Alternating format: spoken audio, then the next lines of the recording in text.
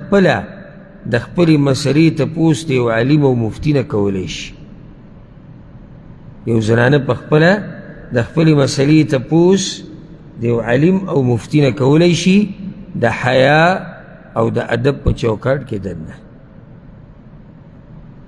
بله مسله دې نه راووته چې علم زده کولو کې به حیا نه کوي، علم زده کولو کې به حیا نه کوي.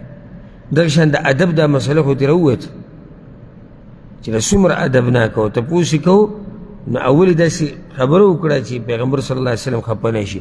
چې کله د یو عالم نه تپوس کې، د یو مفتي نه تپوس کې، نو سوال دپاره با ادب الفاظ لټوه.